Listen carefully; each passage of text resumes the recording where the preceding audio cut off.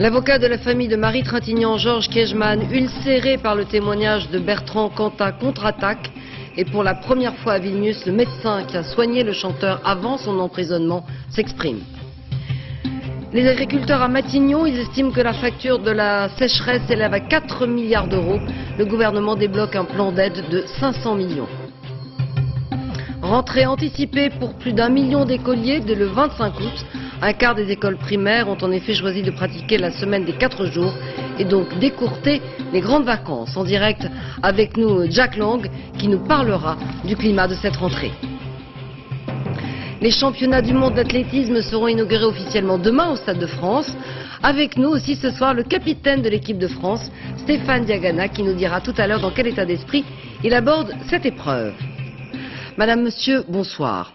Après l'audition hier de Bertrand Cantat, poursuivi pour meurtre à Vilnius, l'avocat de la famille de Marie Trintignant, maître Kiechman, s'est déclaré ce matin indigné. Il a réfuté la version avancée par le chanteur, alors que sur place, le médecin reconnaît que les analyses ont été effectuées après un traitement de désintoxication administré à Bertrand Cantat. Sur place, Zinedine Boudaoud et Abdel Zouyesh. Je suis responsable de la mort de Marie. Voilà ce que Bertrand Cantat a reconnu hier devant la juge Nathalie Turquet. Mais c'est elle qui a porté le premier coup, a ajouté le chanteur, une version des faits qui scandalise l'avocat de la famille Trintignant. Il est parfaitement invraisemblable de penser que cette frêle jeune femme, d'1,65 m, moins de 60 kilos, ait pu bousculer, renverser à terre un gaillard qui est un véritable athlète d'1,90 m, 85 kg, et entraîné à plusieurs disciplines sportives. Je ne m'étendrai pas sur l'hystérie prétendue de Marie, c'est l'excuse classique des hommes qui frappent. Dans quel état mental se trouvait Bertrand Cantat la nuit du drame? Ce médecin a sa petite idée, c'est lui qui a soigné en premier le chanteur le 29 juillet dernier. Bertrand Cantat, il était là. Au même moment, Marie Trintignant est dans le coma, 2 étages plus bas. Mais les médecins ne font pas le rapprochement, personne ne leur dit qui est Bertrand Cantat. Ils soignent un patient français qui a mélangé alcool, antidépresseur à une substance inconnue. C'est ce qui est noté dans son dossier médical.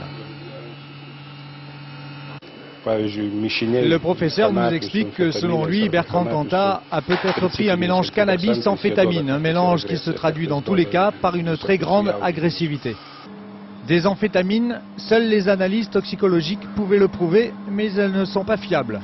La raison, elles ont été faites trop tard, 14 heures après l'admission de Bertrand Cantat à l'hôpital.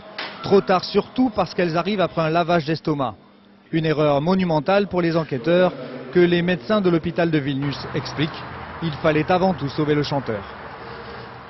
Jean-Pierre Raffarin a reçu cet après-midi à Matignon les syndicats agricoles qui estiment à 4 milliards le coût de la sécheresse. Pour l'heure, un plan d'aide de 500 millions d'euros a été dégagé. Compte rendu Ahmed Tazir et Christian Gallet. Ils ne viennent pas pour un tour d'horizon. Ils sont venus réclamer des mesures concrètes après un été catastrophique dans les campagnes. On est dans des pertes qui sont de l'ordre de 4 milliards d'euros, sachant qu'il y a des choses qui sont difficiles pour l'instant à appréhender.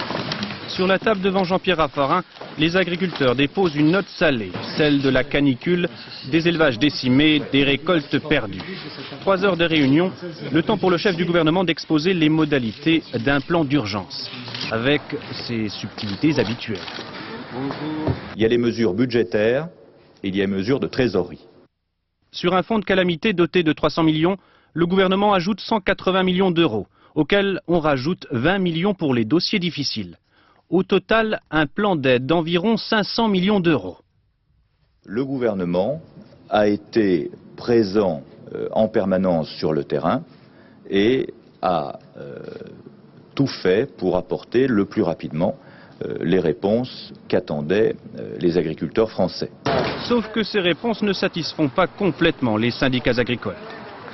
Les mesures qui sont annoncées vont dans le bon sens, même si nous n'avons pas obtenu l'année blanche que nous réclamions, c'est-à-dire le report de l'ensemble des charges financières et sociales. Des mesures insuffisantes mais qui vont dans le bon sens. Agriculteurs et gouvernement semblent s'être mis d'accord pour éviter une rentrée agitée dans les campagnes. Dans les campagnes donc et dans le monde agricole, ce sont les éleveurs qui ont le plus souffert de la canicule avec des différences considérables d'une exploitation à l'autre. Reportage en Vendée, Laurence Decherf et Emmanuel Beck.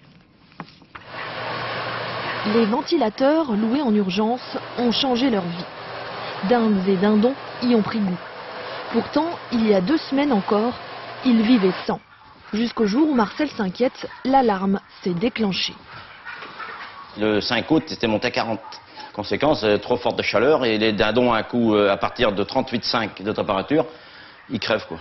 Ils tiennent pas à secousse et ils tombent. Et vous en avez perdu combien? Et on a perdu 2000 en tout sur 2 jours quoi. Soit 10% de sa production.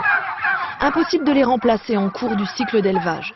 Le manque à gagner va se faire sentir au moment de la vente des animaux. Le marché de la volaille est déjà sinistré. Certains éleveurs auront du mal à s'en remettre. Ça fait une grosse perte pour l'élevage quand même, mais le montant exact, je ne l'ai pas chiffré. Mais avec la crise actuelle de la volaille, ce n'est pas supportable par l'éleveur. Les régions de l'Ouest sont les plus touchées par la perte d'animaux. Si 3 millions de volailles sont mortes à cause de la chaleur, ce sont aussi 300 000 lapins et 70 000 porcs. Les rendements des céréales seront en baisse de 15 à 35%. Et le manque de pâturage a obligé notamment les éleveurs bovins à acheter beaucoup de fourrage. Tous ces secteurs d'activité agricole auront donc à se partager les 500 millions d'euros attribués.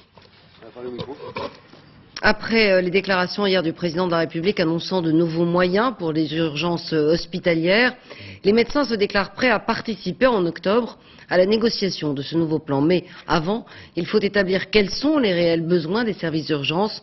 Reportage au CHR de Gonesse, où c'est le manque de personnel qui est le plus difficile. Laurence Deleur et Mathieu Drejoux. Une personne âgée en hyperthermie arrive aux urgences du centre hospitalier de Gonesse. C'est une hôtesse d'accueil sans aucune formation médicale qui se charge la première de la malade.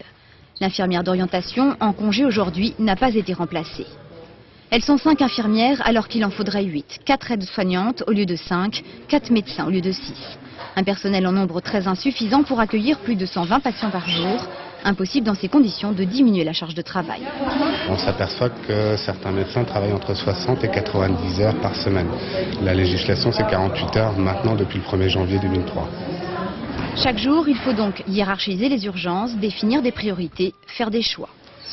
Le tri est difficile, c'est pour ça qu'avec beaucoup de travail et manque de personnel, l'erreur est humaine, donc il faut quand même sacrément s'accrocher pour pouvoir tout faire le mieux, quoi. Besoin de plus de personnel, besoin de plus de lits aussi. Une fois l'urgence traitée, l'équipe ne sait pas où mettre les malades, faute de place dans l'hôpital. On en a assez que rien ne se règle, que tous les étés on ait les mêmes problèmes de lit parce que les gens partent en vacances et que les services ferment. Les services ferment soit, nous on n'a pas de lit d'hospitalisation, nous on continue à tourner. À la fin de juin, il y avait 60 lits de médecine fermés dans l'hôpital par manque d'infirmières. Et actuellement avec les fermetures liées aux vacances, nous avons à peu près 170 lits de fermés. Pourtant, au même étage, une unité d'hospitalisation de courte durée de 13 places a été construite il y a 5 ans. Mais faute de personnel, les pièces restent vides. Après la surmortalité enregistrée ces derniers jours, l'inhumation des défunts va encore s'étaler sur plusieurs jours. Un délai qui peut poser problème dans certaines communautés religieuses où le rituel impose que les funérailles aient lieu dans des délais très brefs après le décès. Reportage, Maryse Borgetto et Christian Gallet. Depuis 15 jours, le rabbin Williams enchaîne les cérémonies, jusqu'à 4 enterrements par jour. Il ne peut donc pas consacrer plus d'1 quart d'heure à chaque famille. 60 cérémonies ont eu lieu sur Paris la semaine dernière, 3 fois plus que d'habitude. Cette avalanche de décès pose surtout des problèmes religieux. Selon la tradition, le défunt doit être enterré 24 heures après sa mort, impossible en ce moment. Nous sommes obligés d'enterrer certaines personnes dans les caveaux provisoires de maisons de pompes funèbres pour les enterrer entre guillemets de nouveau dans 15 jours, 3 semaines. Ce jour-là, la famille finit seule la cérémonie et la veille funéraire se fera sans rabbin. Dans la communauté musulmane, 1000 décès sont directement liés à la chaleur. Et si les imams sont obligatoirement présents pendant la toilette mortuaire, les prières lors de l'inhumation sont exceptionnellement confiées aux familles. Et là encore, impossible d'organiser les enterrements dans les 3 jours comme l'exige le Coran. J'avoue que vers la fin de cette fameuse canicule, nous commencions à nous poser des problèmes et avoir l'angoisse de ne pas pouvoir répondre à toutes les demandes. 86% d'augmentation, c'est un chiffre. L'Église catholique est elle aussi plus sollicitée que les autres années. Même si l'inhumation se fait 15 jours après le décès, cela ne pose pas de problème religieux. Cela laisse au contraire plus de temps aux prêtres pour préparer la cérémonie. Ça pose des problèmes aux gens, aux familles, parce que tant que les obsèques ne sont pas célébrées, les gens ne peuvent pas commencer à faire ce qu'on appelle le travail de deuil. Le mort est là, il n'est pas enterré ou incinéré selon les cas, et cette espèce d'entre-deux est très difficile à vivre pour les gens. La liste des défunts en attente d'inhumation est encore longue, et les 15 prochains jours s'annoncent d'ores et déjà difficiles. La rentrée scolaire se prépare à Matignon, où le Premier ministre reçoit les syndicats. Après la FSU, hier c'était au tour ce matin de l'UNSA, des syndicats qui restent très prudents sur le climat de la rentrée scolaire et que le Premier ministre a reçu sans Luc Ferry ni Xavier Darcos, les ministres de l'Éducation nationale. Au cœur aussi de ces discussions, le paiement de certains jours de grève sur lequel le gouvernement ne veut pas céder. Pour certains écoliers, la rentrée scolaire aura lieu dès lundi. Un quart des écoles de France pratiquent en effet la semaine des 4 jours. Il leur faut donc écourter les vacances d'été. Reportage dans la Somme où les instituteurs se préparent à accueillir leurs nouveaux élèves. Florence Griffon et Claude Barnier. Une course aux fournitures et aux manuels. Pour cette pré-rentrée, Bernard a passé sa journée à tout préparer minutieusement. Pour lui, la grève n'est pas à l'ordre du jour, même s'il n'exclut pas devoir y recourir. Dans 15 jours, on verra bien ce que les instances syndicales nous diront, parce qu'on est toujours inquiet. Rien n'a été résolu en juin, donc on attend. L'année dernière, ils n'ont fait que quelques jours de grève. Les collègues de Bernard n'avaient ce matin qu'une préoccupation, accueillir au mieux les enfants dès lundi. 18 élèves. 19. Alors 19, donc Cubar, Dormy, Sébastien. Dormy, Bastien, pardon. Même tonalité à l'école d'à côté. Nous, notre premier souci, c'est l'apprentissage de la lecture, de l'écriture. Bon, point final, déjà, c'est déjà beaucoup. À Moreuil, on pratique la semaine de 4 jours depuis 7 ans. De l'avis des parents comme des enseignants, elle n'a que des avantages. D'abord, les enfants sont globalement plus calmes. Donc il y a aussi un gros avantage, c'est l'absentéisme. Beaucoup moins d'absentéisme depuis que nous pratiquons la semaine de 4 jours, et surtout en maternelle. Difficile de savoir si l'ambiance est partout aussi sereine. On aura en tout cas une première appréciation dès lundi dans les écoles qui ont choisi la rentrée anticipée. Et nous retrouvons maintenant en direct Jack Lang. Bonsoir. Avant d'évoquer avec vous ces questions d'éducation, revenons si vous le voulez bien sur la crise sanitaire qu'a connue le pays, sans doute 10 000 morts liés à la canicule. Est-ce que c'est le gouvernement qui a manqué de réflexe ou est-ce notre société qui est malade? C'est une terrible tragédie qui a étreint le pays et de nombreuses familles. Et on ne peut pas considérer que le gouvernement en est directement responsable. Simplement, le gouvernement a commis 2 fautes. Une faute humaine.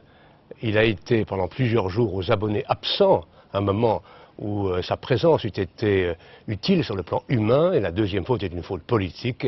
C'est l'absence d'une vraie politique vers les personnes âgées. Je dirais même c'est le contraire, puisque l'on a depuis 1 an sans cesse supprimé des crédits et des postes, des maisons de retraite et de l'assistance à l'autonomie des personnes âgées. Vous dites donc que c'est autant une erreur politique qu'une erreur de communication? Communication, j'aime pas le mot, c'est une erreur, c'est une absence humaine, affective au milieu des Français au moment où ils souffraient et ils vivaient un moment dur et pénible. Et puis, je répète, il y a un problème de fond, qui est un problème politique, une absence d'une véritable politique vers les personnes âgées. Alors, la rentrée scolaire est en quelque sorte préparée par Jean-Pierre Raffarin. Est-ce que vous pensez que ces entretiens sont de nature à désamorcer la crise de confiance avec le corps enseignant en général? Vous le constatez vous-même, cette grand-messe laisse les syndicats d'enseignants sur leur faim. Il faut dire que la communauté éducative est très blessée et meurtrie par l'année qui s'est écoulée. La désinvolture, le mépris, l'abandon ont provoqué la colère, l'amertume. Aujourd'hui même, il y a un ministère sans ministre, puisque après avoir fait cornaquer le ministre de l'Éducation nationale par le ministre de l'Intérieur, voici que le Premier ministre l'évince de ses réunions avec les syndicats à Matignon. Et puis il y a la question très grave du budget, qui est littéralement saigné à blanc. Mais 2004, c'est pas un budget en augmentation un petit peu? D'abord, un mot sur ce qui va se passer dans les prochains jours, à la rentrée, sur le terrain, dans les écoles, dans les collèges. Il manquera, je le dis en pesant mes mots, 25 000 jeunes adultes, aides éducateurs ou assistants, plusieurs centaines de professeurs, sans compter les crédits pédagogiques qui ne seront pas au rendez-vous pour l'enseignement des langues, l'enseignement des sciences, l'enseignement du français. Et quant au budget 2004, tel qu'il a été présenté, c'est un budget en trompe-l'œil. La situation sera pire encore qu'aujourd'hui. C'est, je le dis, connaissant assez bien ce sujet, pour y avoir travaillé, c'est le plus mauvais budget d'éducation nationale depuis 25 ans. Jack Lang, est-ce que ça veut dire, Jack Lang, que la rentrée scolaire, sociale sera difficile, sera tendue? Est-ce que, par exemple, il est normal de ne pas payer les jours de grève de l'année dernière? Mais quand même, quand les professeurs vont comprendre que pour la première fois dans le budget de l'année prochaine, pour la première fois depuis la guerre, on va s'attaquer aux professeurs de l'enseignement secondaire en supprimant 4000 postes. Ce sera un véritable plan de destruction des emplois de l'enseignement secondaire. Quand ils découvriront qu'il n'y aura pas l'année prochaine un poste supplémentaire de personnel de santé, ni assistante sociale, ni infirmière, quand ils vont découvrir un peu plus tard à l'université qu'il n'y aura pas un poste de professeur de plus, alors même que l'université développe ses missions d'accueil des étudiants, de transformation scientifique, croyez-moi, ce mécontentement va grandir. Et en plus, nous apprenons aujourd'hui, ce soir, que l'on s'attaque aux étudiants en mettant en cause l'allocation logement que nous avions créée avec Lionel Jospin en 92-93. Les restaurants universitaires vont augmenter. Bref, la situation se présente, je vous le dis très franchement, sans forcer le trait, sous un jour inquiétant pour les parents, pour les étudiants, pour les professeurs. Et je crois qu'il serait souhaitable que le gouvernement accomplisse un sursaut et révise vers le haut, naturellement, ses prévisions budgétaires. Ajoutons à cela une rentrée sociale inquiétante, avec les perspectives du chômage qui ne sont pas non plus très réjouissantes. Merci Jack Lang. On a bien compris que vous brossiez donc un portrait extrêmement noir de cette rentrée. Je signale que vous publiez un livre, L'école élitaire pour tous, chez Folio Gallimard, et qui brosse un petit peu les grandes lignes de votre action quand vous étiez ministre de l'Éducation nationale. Les Verts réunis à Marseille pour leur journée d'été ont accueilli cette année Antoine Wechter, un retour aux sources inattendu et qui suscite bien des commentaires dans l'enceinte du mouvement écologiste. Reportage Hélène Hugues et Yann Moine.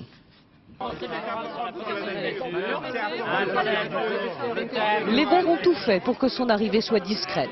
10 ans après avoir quitté le parti qu'il avait fondé, Antoine Wechter revient par la petite porte, invité aux journées d'été à un débat sur l'écologie rurale dans une salle à moitié vide. En 10 ans, les Verts ont changé de visage. C'est la première fois que nous rencontrons? Absolument, c'est la première fois. Je pense que Catherine t'a bien accueilli. Les nouveaux dirigeants n'ont pas vécu les querelles passées. Le dialogue entre écologistes redevient possible. Aujourd'hui, en renouant le dialogue, on peut essayer de créer des complémentarités. On n'a peut-être pas tout à fait toujours les mêmes approches, encore que je retrouve de vieux amis aussi ici. Je constate que les débats sont finalement pas différents de ce qu'ils étaient il y a 10 ans. Vu l'ampleur des problèmes qui se posent, des petits progrès ne sont pas à négliger. Donc nous voulons trouver des alliés avec lesquels discuter. Mais pour les plus anciens, ceux qui avaient évincé Antoine Wechter de la direction des Verts, ce retour est inutile, voire néfaste.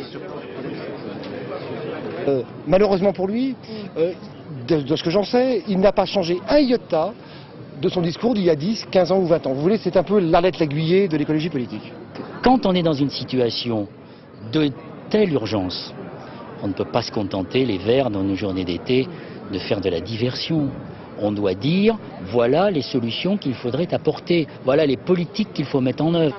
De la théorie à la pratique, ce matin, les porte-paroles des Verts ont voulu montrer sur le terrain que la canicule, comme les incendies, sont bien au cœur de leurs préoccupations.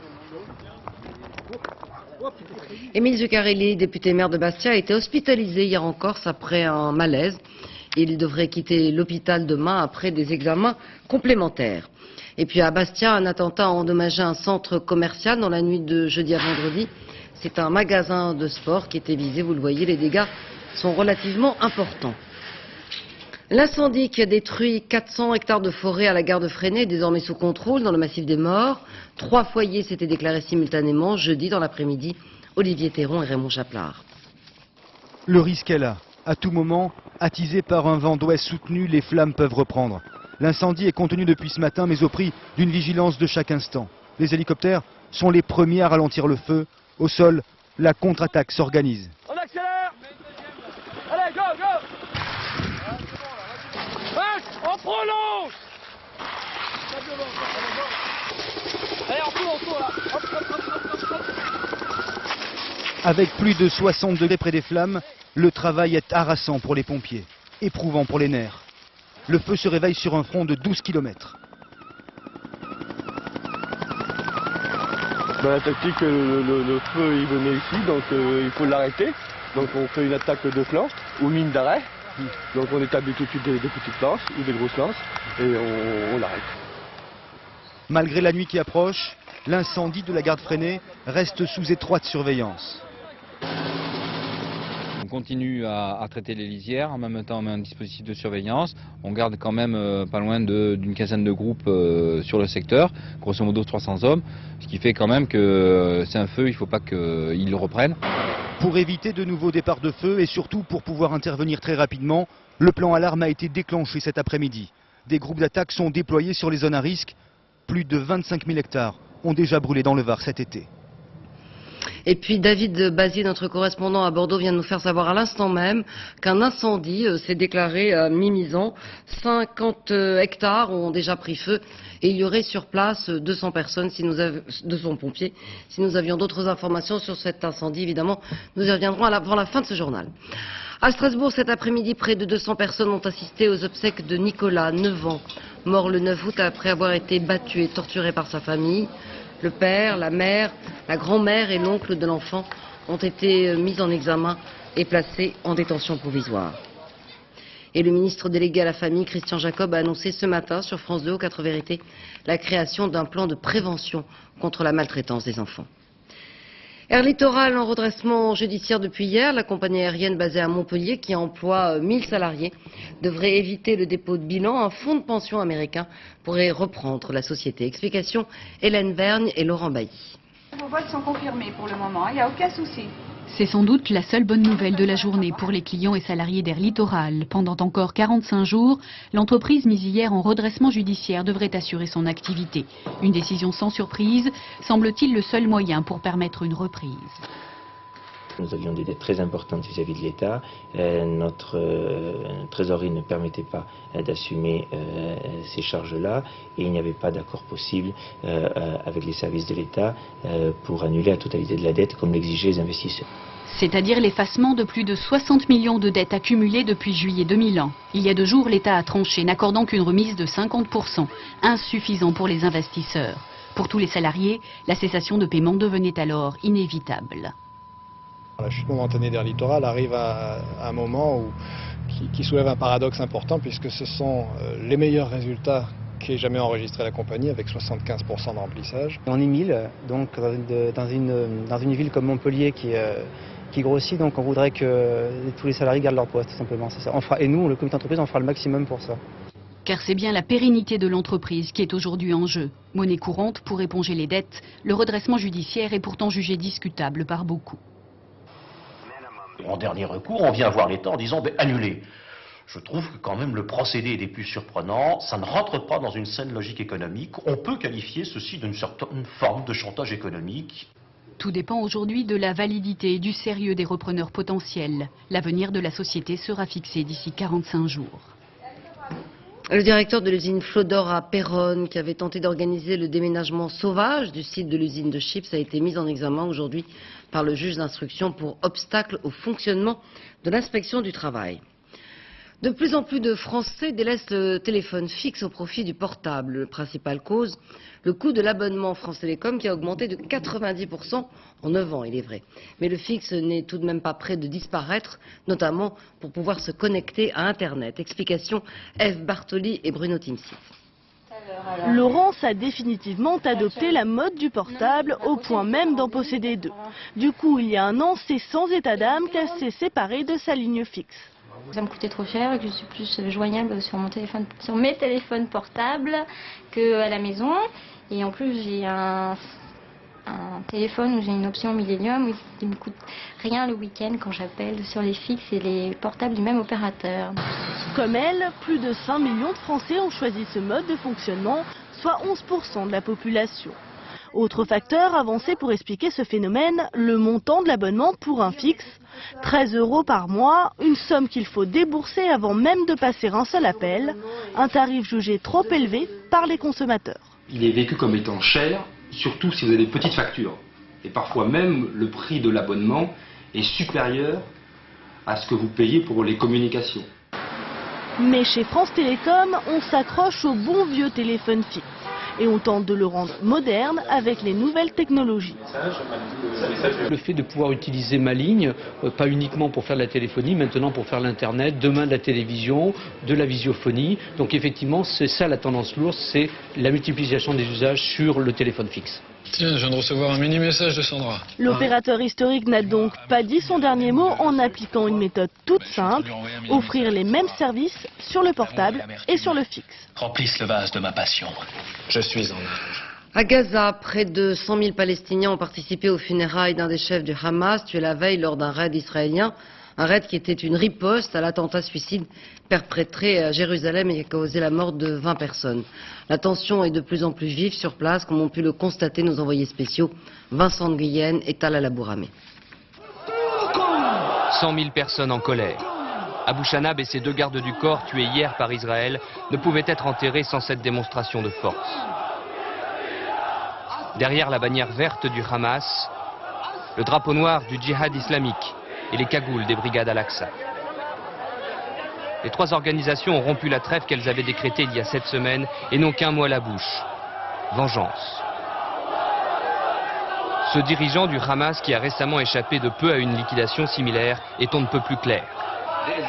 La trêve est finie et les Israéliens vont payer un prix élevé pour ce nouveau crime de Sharon. Le prix de la politique des leaders qu'ils ont élus.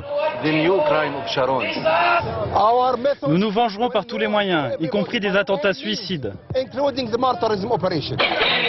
Les candidats sont là. C'est écrit sur leur tunique, ils sont prêts pour le sacrifice. Avant la liquidation d'Abou Chanab, le Premier ministre palestinien avait promis de faire cesser les attentats. Mais face à la colère de la rue et des extrémistes, il est aujourd'hui très affaibli. En menaçant de lancer des obus sur des colonies, cet activiste affirme « Mahmoud Abbas doit cesser de discuter avec l'ennemi, Israël ». Israël qui de son côté poursuit ses opérations, coupant aujourd'hui la bande de Gaza en 3 et faisant plusieurs incursions en Cisjordanie. Face aux menaces d'attentats, l'État hébreu est ce soir en alerte maximum. La dépouille du représentant de l'ONU en Irak, tué mardi à Bagdad, a quitté cet après-midi la capitale irakienne à bord d'un avion militaire brésilien. Une brève cérémonie, vous le voyez, s'est déroulée en présence de l'administrateur américain Paul Bremer. L'avion qui fera escale à Genève pour prendre à son bord l'épouse et les 2 fils du haut-commissaire rejoindra ensuite Rio de Janeiro où aura lieu une veillée funèbre pour Sergio Vieiro d'Emelio. Il sera ensuite enterré en France, à Thonon-les-Bains, à la demande de sa famille. C'est demain à Saint-Denis, au Stade de France, que s'ouvriront les 9e championnats du monde d'athlétisme. Première française à entrer en liste, Eunice Barber en heptathlon. Les tricolores espèrent briller en empochant plus de 3 médailles. Dernier préparatif, Manuel Tissier et Grégoire Tournon. Un tout petit peu plus vite et un peu plus dynamique, hein, d'accord? Plus question de traîner. En cadence ou au rythme des djembés cet après-midi, les figurants près de 2000 répètent les tableaux de la cérémonie d'ouverture. Un spectacle et des surprises, mais le mystère doit planer jusqu'à demain. C'est un hommage au geste naturel de l'athlétisme et un très joli message universel de paix et d'universalité. Et je vous en dis pas plus, parce que si je vous en dis plus, vous allez comprendre. Le secret ne va pas durer longtemps. Rien n'échappera à l'œil des caméras pendant les 9 jours de compétition. 4,5 milliards de téléspectateurs. Un bon départ pour lancer la candidature parisienne aux Jeux Olympiques 2012. On va sur le sport roi de l'olympisme, donc quelque part, c'est une illustration évidemment, mais de parler d'une démonstration, je crois que les JO, c'est bien plus grand. Mais avant les Jeux, objectif médaille. Dès demain, Eunice Barber sera la première Française en piste. Elle vise l'or à l'heptathlon contre la fantasque suédoise Carolina Klüft. Les femmes, à venir de l'or pour les Bleus. Dans 9 jours, le relais féminin clôturera le bilan français. Entre-temps, les seigneurs du sprint se donneront en spectacle avec les retrouvailles attendues entre Maurice Green, le tenant du titre, et Tim Montgomery, l'homme le plus rapide du monde. L'élégance d'Elgué Rouge sur 1500 mètres, l'émotion, à vos marques, prêts, partez. Le Français Stéphane Diagana, qu'on va retrouver dans quelques instants, sera au départ du 400 mètres haies. Forfait au JO en 2000 et au Mondiaux d'Edmonton, le doyen des engagés lors de ces championnats du monde revient de loin. Son portrait est signé Nicolas G. De son passage dans le sport français, Stéphane Diagana laissera une trace indélébile. Athlète modèle, homme de valeur, à 34 ans, il est devenu une référence. Cette année encore, les membres de l'équipe de France l'ont choisi comme capitaine et leader de la sélection. Mon conseil, il est à l'écoute et puis il est très présent. Stéphane, je peux dire que c'est un exemple. Il est simple, il est humble, donc c'est ça qui est bien chez lui. Stéphane Diagana a le sens de l'humilité, mais aussi celui des victoires. L'an dernier à Munich, il est devenu champion d'Europe 5 ans après son titre mondial à Athènes. Un bonheur partagé avec son entraîneur, sa femme et son fils, né quelques jours plus tôt. Quelle surprise tu nous fais, toi aussi. Le capitaine des Bleus est l'un des sportifs les plus titrés. Il est aussi l'un des plus fragiles. Au JO de Sydney et au dernier championnat du monde, il avait dû déclarer forfait. S'il n'avait pas eu tous les embêtements qu'il a eu, je pense qu'il serait réalisé davantage. Et peut-être encore possible. En tout cas, il a cette jeunesse d'esprit qui fait que ça demeure possible. Possible, comme se qualifier in extremis pour les championnats du monde, une épreuve où Stéphane Diagana rêve de faire retentir la Marseillaise devant son public.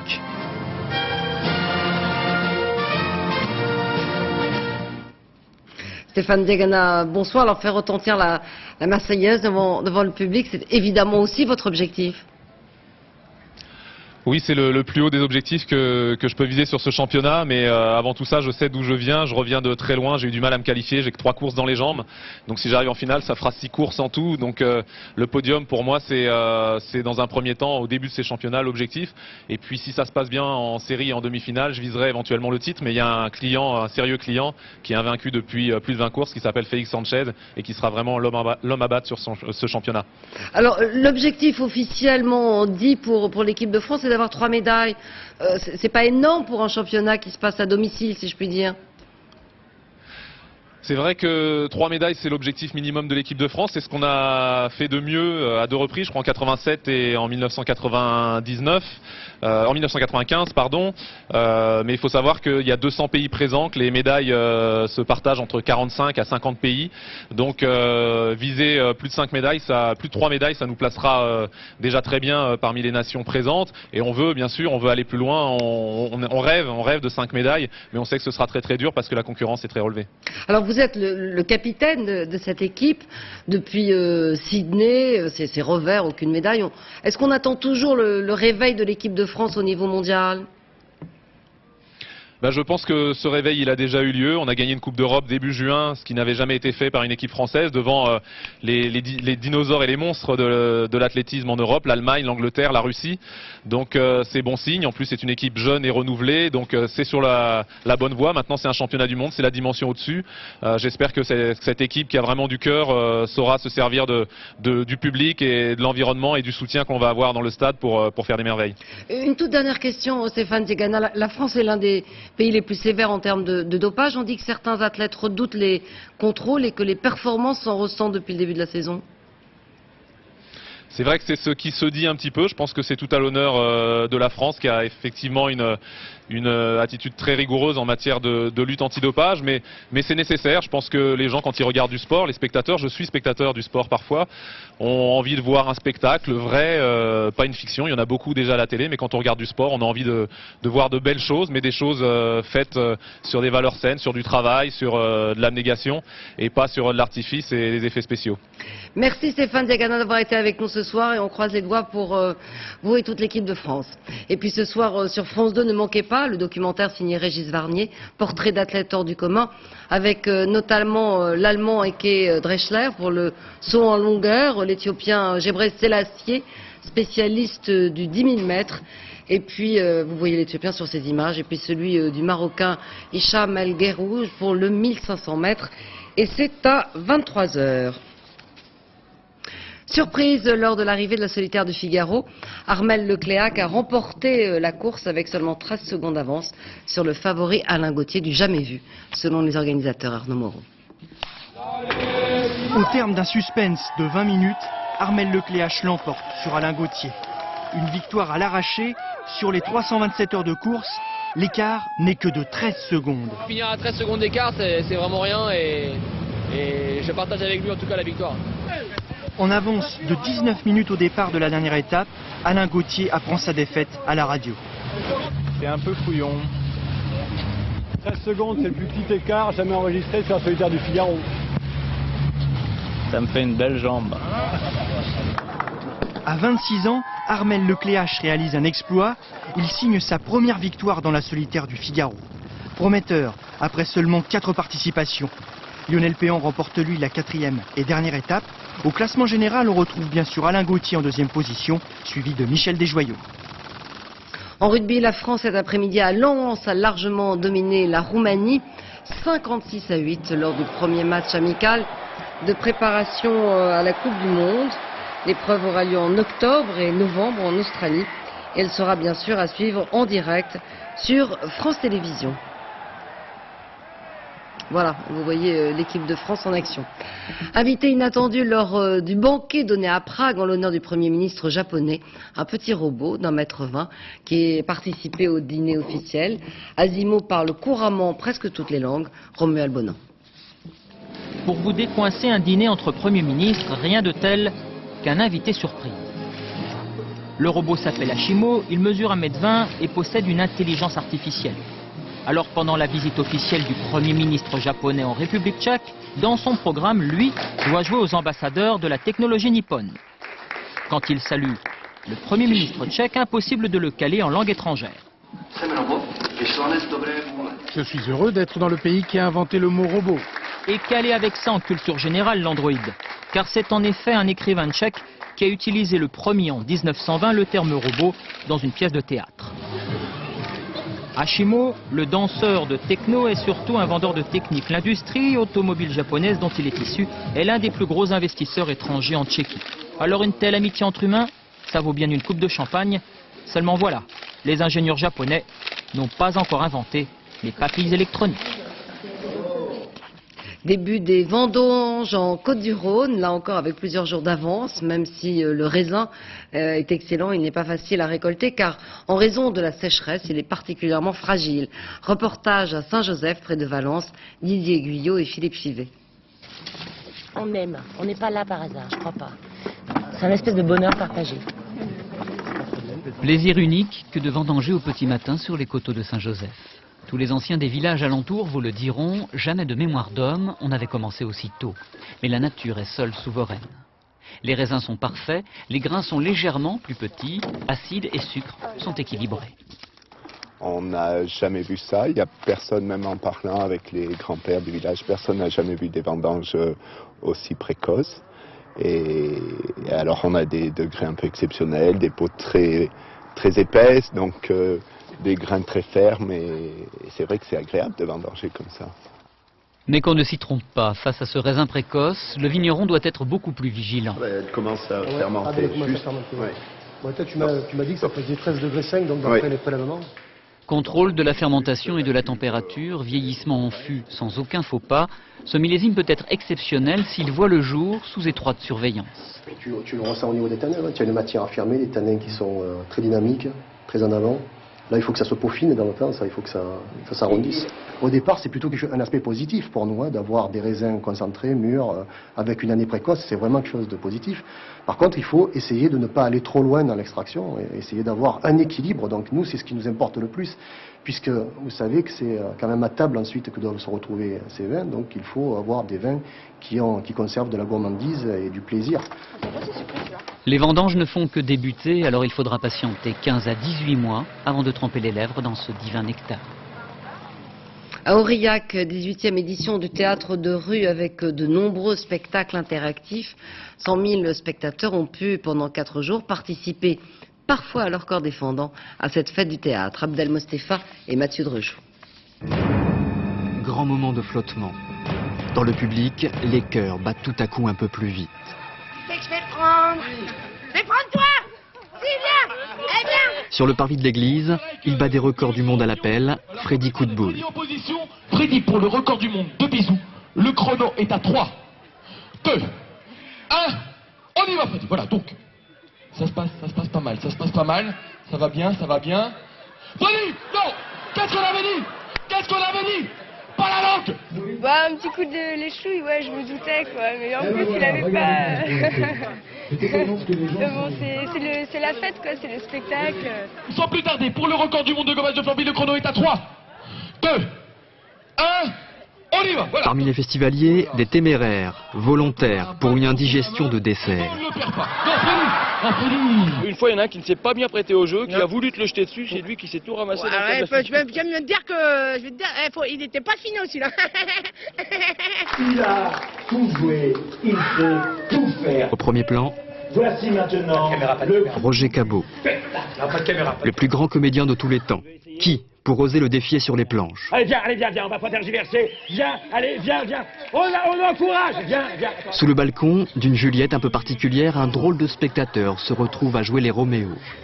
C'est beau. Tous ceux qui me viendront...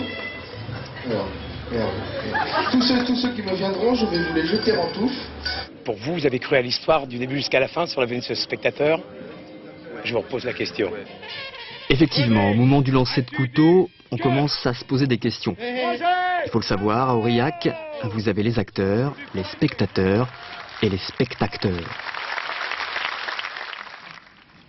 C'est la fin de ce journal. Dans un instant, la météo, Patrice Drevet, puis le point route, Valérie et Maurice.